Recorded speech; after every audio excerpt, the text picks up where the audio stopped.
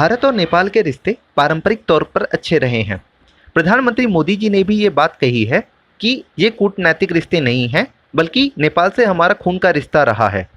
यदि इन सब के बावजूद यदि नेपाल के प्रधानमंत्री केपी शर्मा ओली जी इस तरीके के कदम उठाते हैं तो ज़रूर कुछ संदेह होता है। नेपाल की संसद में नए मानचित्र को शामिल करने के लिए पेश संवैधानिक संशोधन बिल शनिवार को पास हो गया।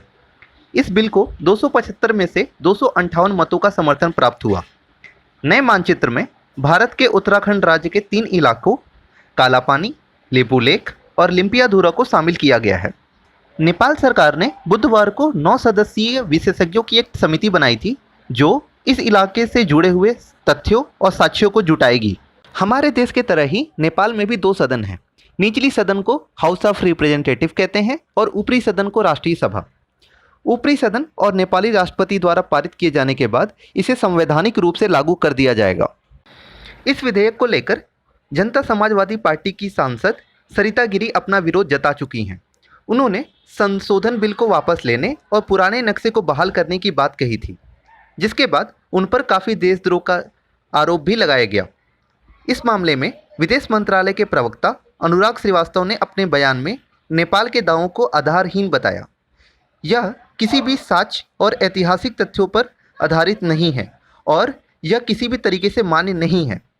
मैं इस वीडियो में सुगौली समझौते पर बात नहीं करूंगा क्योंकि इस पर मैंने एक अलग से वीडियो बना रखी है। यदि आपने उसे नहीं देखा है तो आप आई बटन के माध्यम से उसे देख सकते हैं और उसका लिंक मैं डिस्क्रिप्शन बॉक्स में भी दे दूंगा। भारत और चाइना के संबंध वर्ल्ड हेल्थ असेंबली के बाद से काफ़ी ज़्यादा खराब हुए हैं। इस असेंबली में भारत ने कोरोना के जांच की मांग की थी, जिसके बाद भारत और चीन के रिश्तों में एक तरीके से खटास आ गई थी।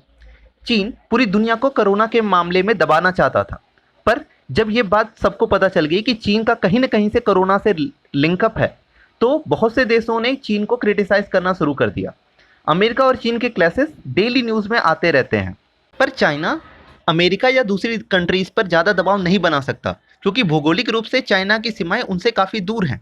चाहे अमेरिका से हो चाहे ऑस्ट्रेलिया से, इनसे काफ़ी दूर है। तो अगर चाइना को अगर किसी तरीके से प्रेशर बिल्डअप करना है तो वह ट्रेड रिलेशंस के थ्रू ही वो कर सकता है, पर भारत के साथ ऐसा नहीं है क्योंकि भारत की जो सीमाएं हैं वो चीन से सटी हुई हैं और यही हो रहा है। चीन और भारत का जो मुद्दा चल रहा है सीमा विवाद का, वो 5 मई से आ रहा है, वर्ल्ड हेल्थ असेंबली के बाद से ही। चीन भारत पर और दबाव बना सके इसीलिए नेपाल को वो उकसा रहा है। और यदि इसे हम एक थ्योरी की तरह भी माने तो यह थ्योरी काफ़ी हद तक सही लग रही है क्योंकि नेपाल से जो सीमा विवाद जो शुरू होता है वो 18 मई से होता है और चीन के 13 दिन बाद, तो ये काफ़ी सही बैठ रही है।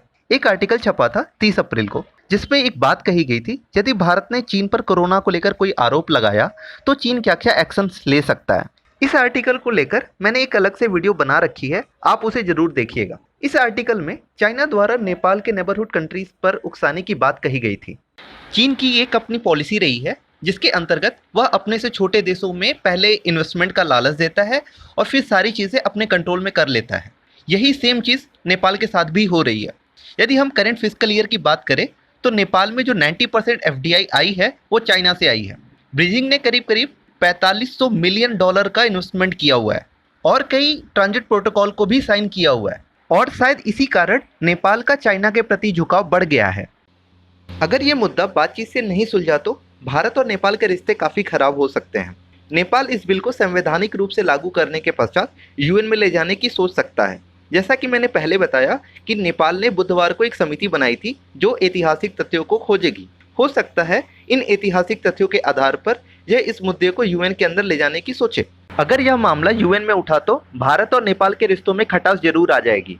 UN में सारा गेम वीटो पावर का होगा।